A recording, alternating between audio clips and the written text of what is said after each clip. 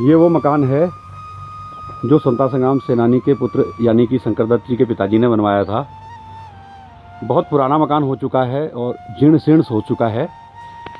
और यहाँ पे एक शौचालय है जो कि इनके भाई के नाम पर है। यहाँ पे 3 परिवार रहते हैं, 3 भाई हैं शंकर दत्त पंजी। तो एक एक भाई के हिस्से में 2-2 कमरे हैं, वो भी टूटे फूटे और जीर्ण शीर्ण हालत में। ये पूर्व विधायक नवीन चंद दुमका जी के समय पर बना था, लेकिन ऐसा क्या कारण है कि इनके दूसरे पुत्र को शौचालय बना के नहीं दिया गया। ये आप देख सकते हैं, स्वतंत्रता संग्राम सेनानी का ये परिवार यहाँ पे रहता है। और इसमें 3 भाइयों का परिवार है, जिसमें एक इनकी विधवा भाभी है, उनके 2 बच्चे हैं।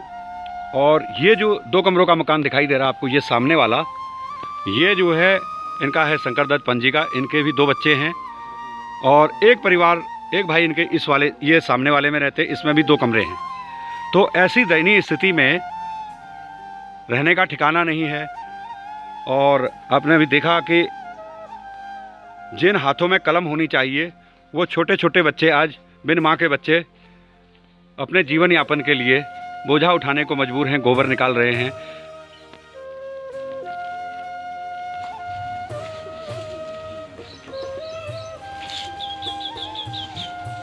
ये सभी शंकर दत्त पंजी के पड़ोसी हैं। आइए इनसे बातचीत करते हैं। शंकर दत्त पंजी के यहाँ पे उनके पड़ोसी आए हुए हैं।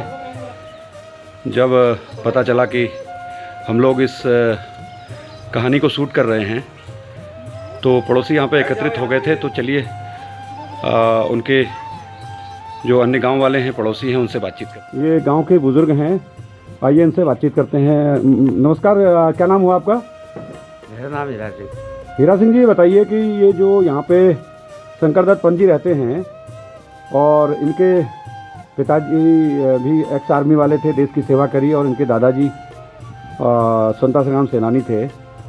तो आज जो स्वतंत्रता संग्राम सेनानियों को सरकार ने ज़मीनें अलाट की हैं, सुविधाएं मुहैया कराई हैं, उनको नौकरियां दी हैं, उनके परिजनों को, तो इनको ये सब चीज़ें नहीं मिली।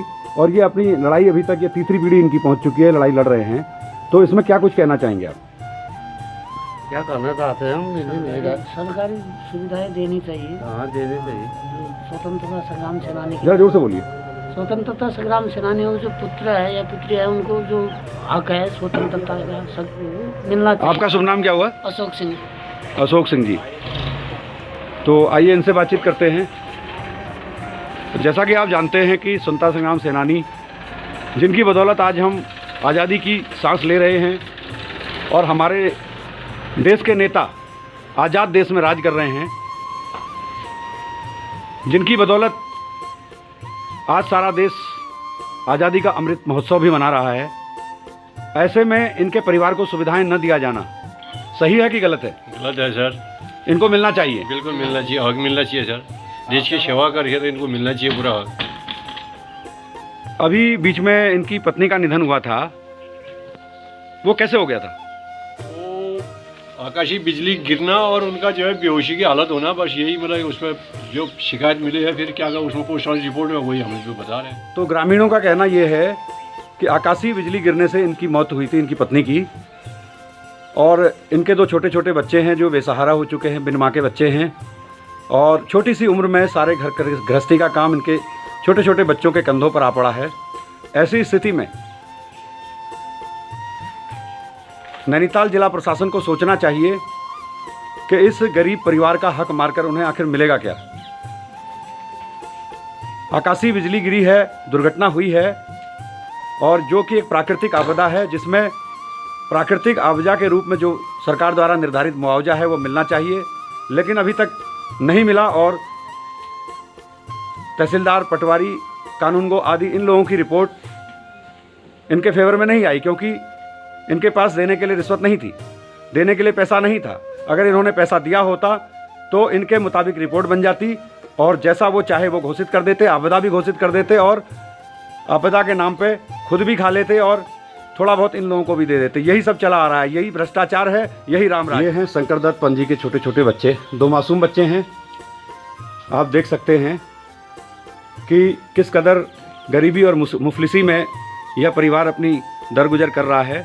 यहाँ पर कुछ ग्रामीण महिलाएं भी खड़ी हैं, आइए इनसे बातचीत करते हैं। ये हैं क्षेत्र की ग्रामीण महिलाएं जो इनके पड़ोसी हैं, गांव के लोग हैं,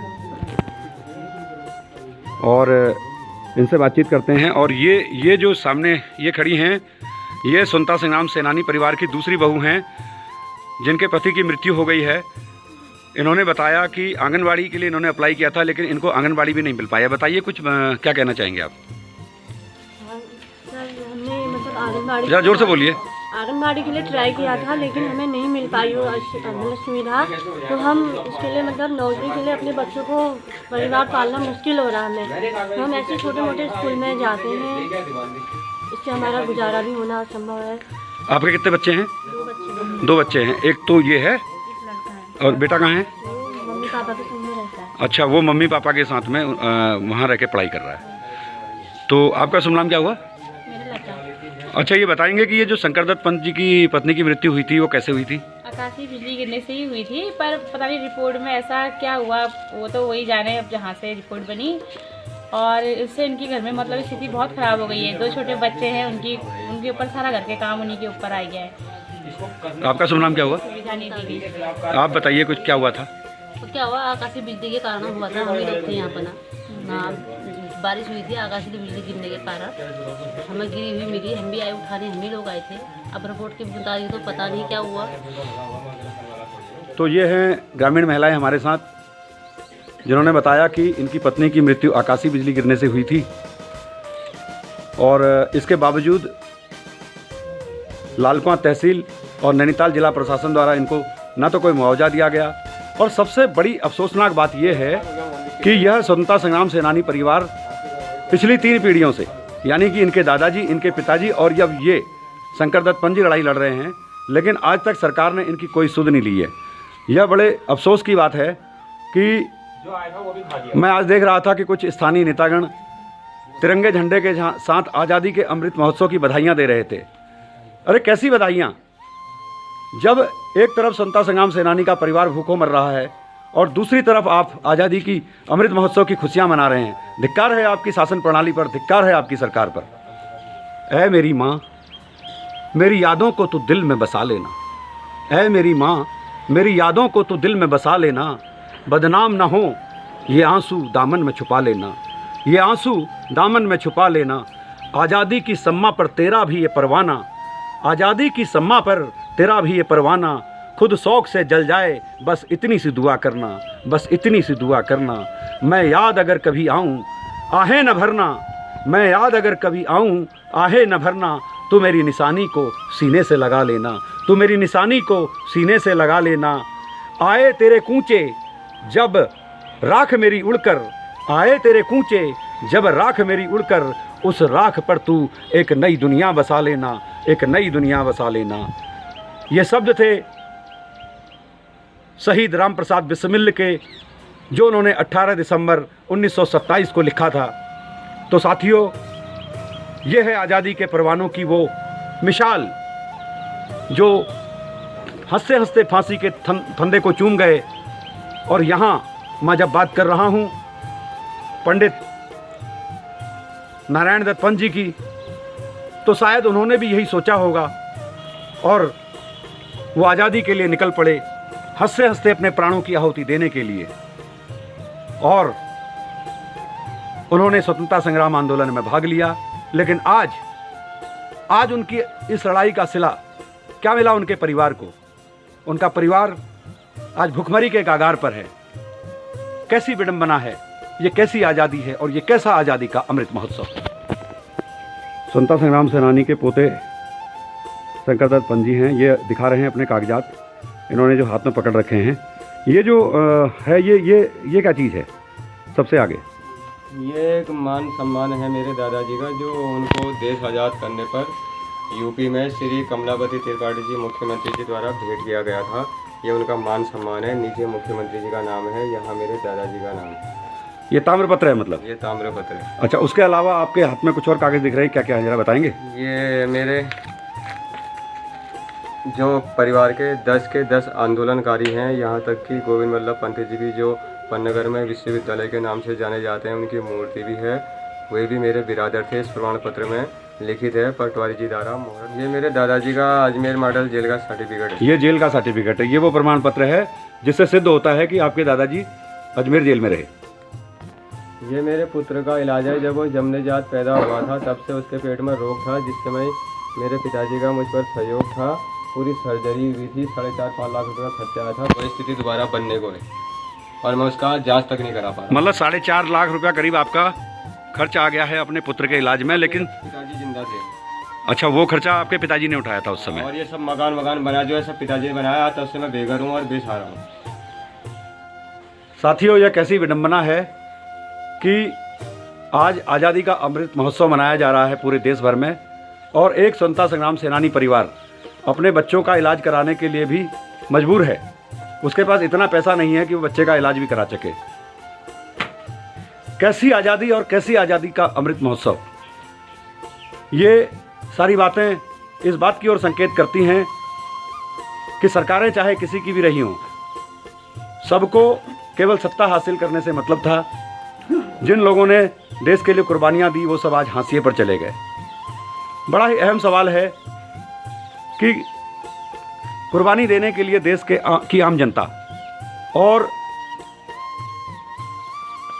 राज करने के लिए हमारे नेता, क्यों नहीं ये नेता के पुत्र आर्मी में जाके सेवा करते हैं? क्यों नहीं ये शहीद होते हैं? केवल शहीद होने के लिए गरीब के बच्चे हैं, उसके बाद शहीद होने के बाद चाहे उनके बच्चे दर दर की ठोकरें खाते रहें। ये ही हमारे देश की विडंबना है।